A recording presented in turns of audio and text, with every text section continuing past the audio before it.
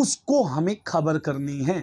तो अब आप समझो कि सभी जातियों के अंदर, मैंने पिछली बार भाल तिलक की चौपाई में बताया था कि पेड़ों के अंदर क्या कमी है, किस प्रकार भाल तिलक विराजमान है, और पेड़ों के अंदर, वनस्पति के अंदर परम गुरु ने अपने ही नाम का वर्णन भी किया था कि मैं अपने नाम का वर्णन बताता हूं, जो मैं पहले बता चुका हूं।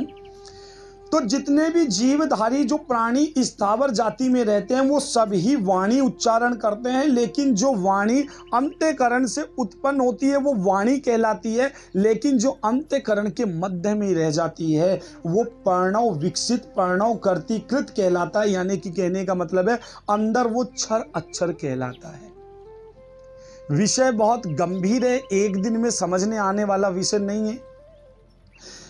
गढ़ संतोषपति मही सबे होए तनुकृत नाश, और तापत तुरिया समय बहे जो समदम श्वास। परम गुरु बताते हैं कि गढ़ यानी कि जब शरीर ससोपति अवस्था में, अब गढ़ ससोपति माही सबे होए तनुकृत नाश,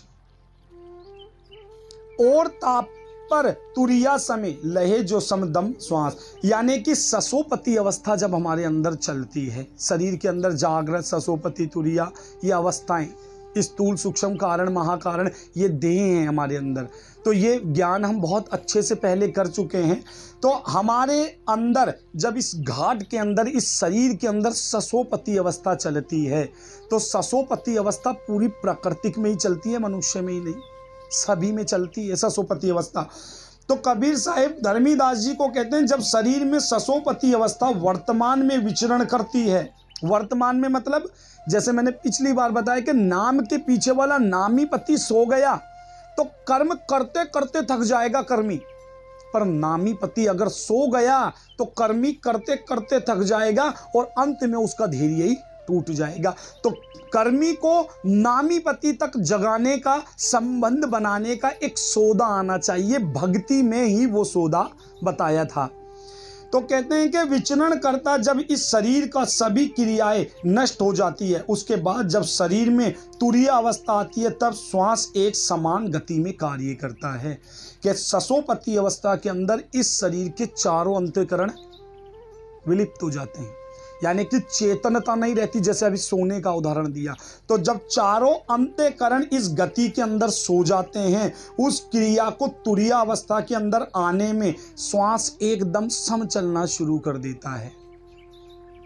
ने अक्षर के इस शरीर के अंदर 52 अक्षर से परे रहने वाली वस्तु बिना किसी कारण बस चल रही है सभी में।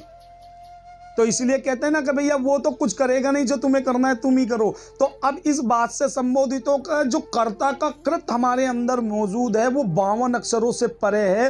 तो जिसको 52 अक्षरों से परे है उसको वाणी नहीं लगती, और जिसको वाणी नहीं लगती उसमें कोई चीज उच्चारण भी नहीं होती। तो इसलिए कहते हैं कि सोहंग श्वासा श्वास में प्रणव प्रकृति जे अखिल लोक अंतर जपे श्री वेद पंचमो ते। ये अपने पंचम ससम वेद का महावाक्य है। फिर कहा ते ही श्वास अनु अक्षर पर निज स्पर्शे ने काम, और 52 मात्रा बिनु ने अक्षर जिनु नाम। कि जो 52 अक्षर परे है ते ही श्वास अनु अक्षर। अब इस शरीर की रचना जब हुई तो इस शरीर की घाट की रचना एकदम बिल्कुल सभी की बराबर है। आपने देखा होगा कई बार जो बड़ी गाड़ियां आती है रोड पर, जो बैंक फाइनेंस करते हैं, उनके पीछे एक चक्का लगा हुआ होता है, गाड़ी के पीछे एक और 4 तो उसमें लगे ही होते हैं, लेकिन एक 5वां भी देते हैं। क्यों? क्योंकि पता है ये संभावना है इसका पंचर हो सकता है। लेकिन सर्जनहार ने हमारा ये शरीर ऐसा घटा, इसके साथ दूसरी कोई भी चीज ऐसी गिफ्ट में नहीं दी कि चेंज कर लेना भैया। एक ही बार ऐसा कर दिया जो बिल्कुल टॉप मॉडल कर दिया, और अभी गढ़ता ही आ रहा है। तो उसकी रचना इसी से समझ जाओ वो कैसा सर्जनहार है, उसने कैसी चीज बना दी है। वो ऐसा सर्जनहार का ज्ञान संसार में लुप्त रहा, उस लुप्त ज्ञान को धर्मीदास को कबीर साहिब ने दिया, लेकिन क्षण भंगुर दिया। जैसे शीतलदास जी महाराज ने बताया था ना कि इस संसार के अंदर परम गुरु का ज्ञान ऐसा समझो जिस प्रकार पूरे ब्रह्मांड के अंदर एक गाय का खुर, एक गाय का खुर इस पूरे ब्रह्मांड पर अगर पड़ जाए तो कहां ढूंढोगे इतना सा ज्ञान परम गुरु का समझ पाए संसार में। और इससे भी आदि क्षण गति में कबीर साहिब समझ पाए, आदि जो परम गुरु ने भी संबोधित किया उसको। तो कहते हैं कि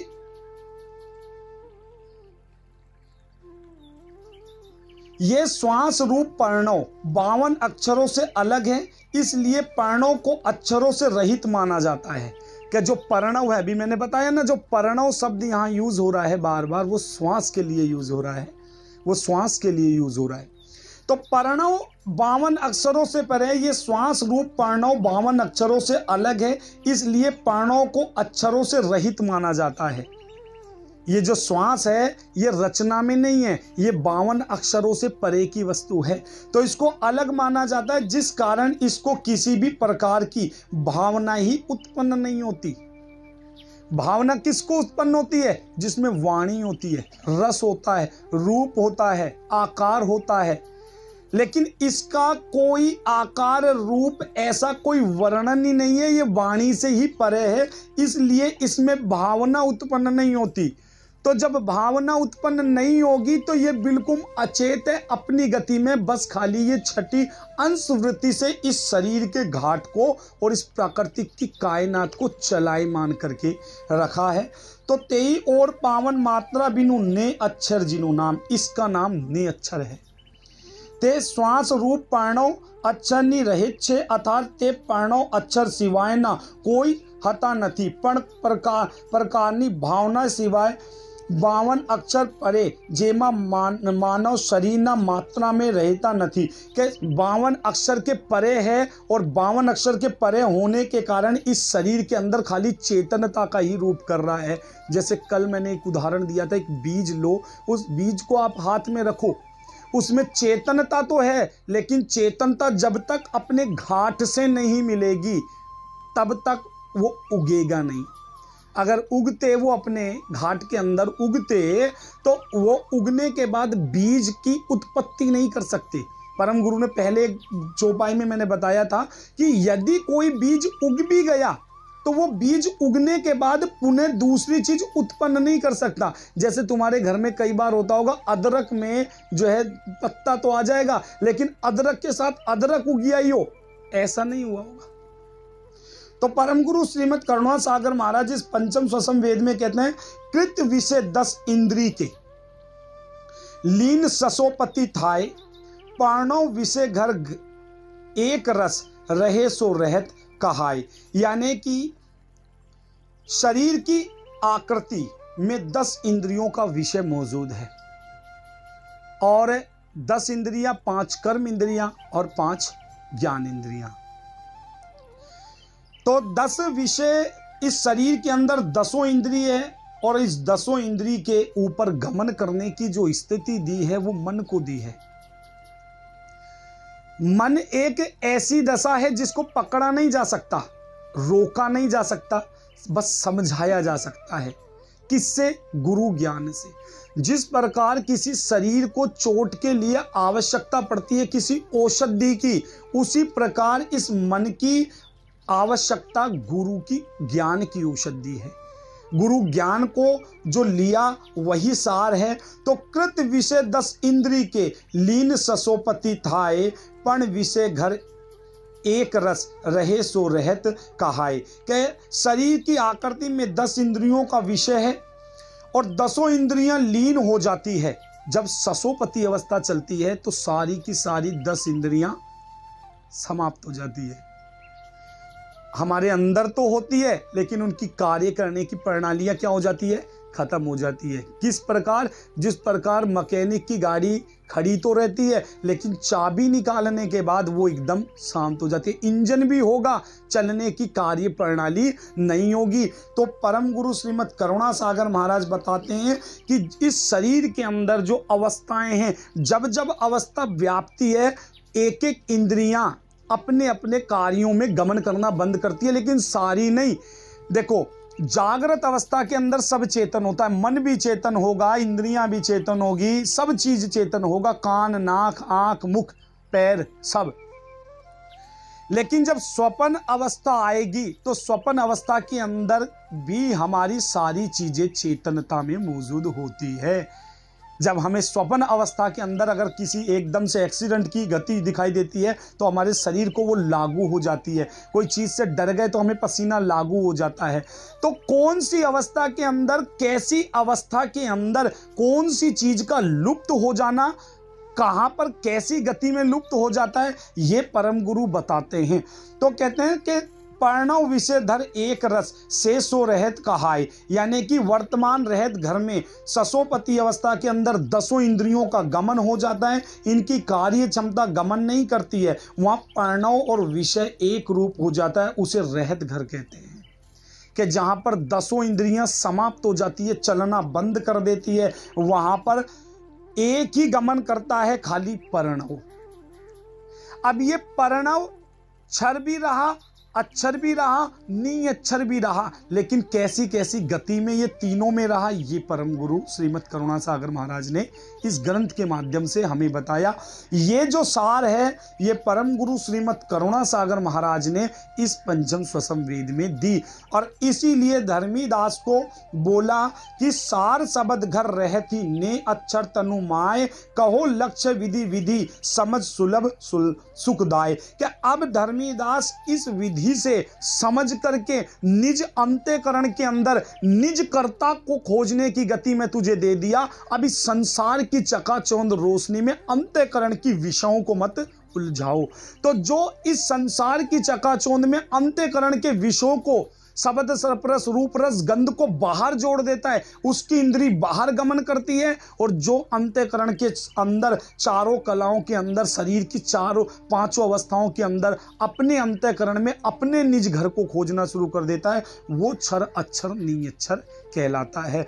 तो धर्मीदास को कबीर साहेब ने क्षर अक्षर नी अक्षर का ज्ञान अपने शरीर के भीतर होने वाले 52 अक्षरों के परे वाली वस्तु के संबोधित करने के लिए दिया।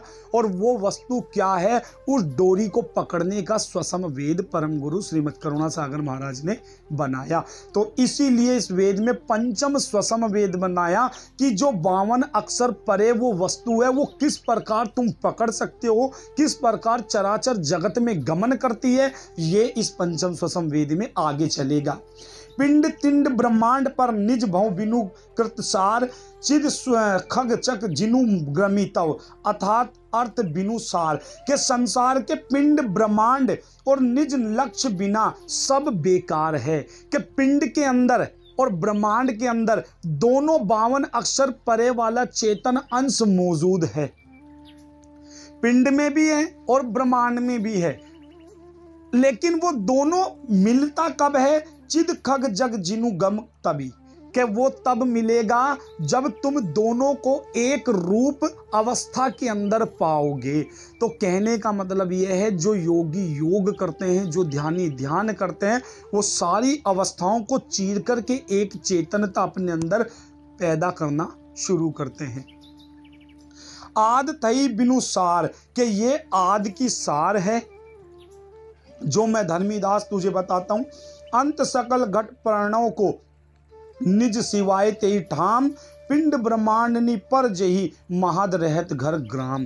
कि अब तू मेरी बात सुन और अब क्या करना है, अंत सकल घट प्रणव को निज सिवाय तेई ठाम। कि अंतकरण के अंदर प्रणव के सिवा कोई भी चेतनता नहीं है। अंत समय में ठाम यानी कि इसी को पकड़, इसी को समझ, यही अंतःकरण में है।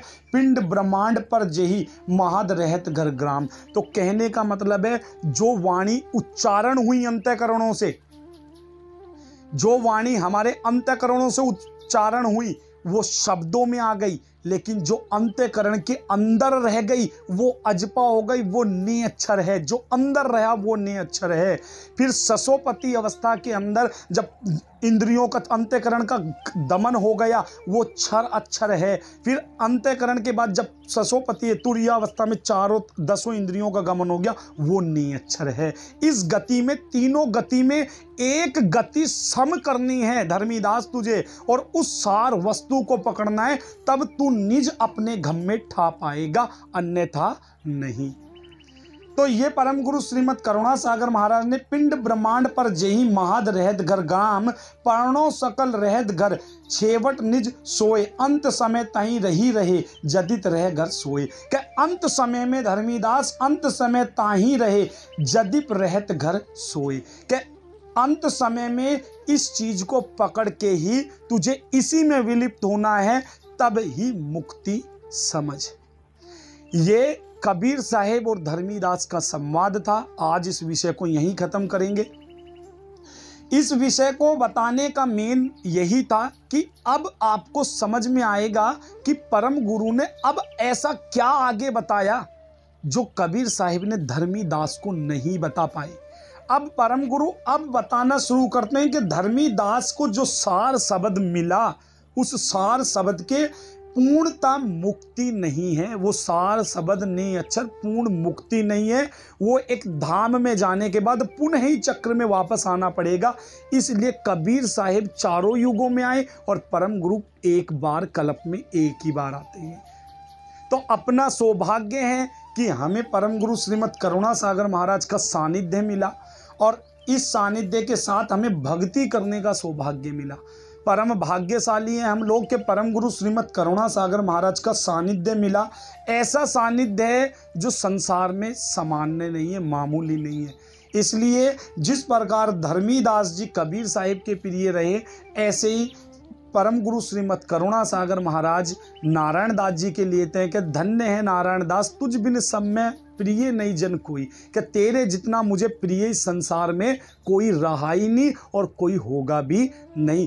तब नारायण दास जी ने परम गुरु की गति को समझा, और समझने के बाद कर्ता परम गुरु को भिन्न नहीं एक बताया। तब का पति पद परम गुरु एक मेक है, और समझे जो संत यो मोटो विवेक है। श्रीमद करुणा सागर महाराज कीज, कैवल धाम कीज, श्री विचल दास जी महाराज की।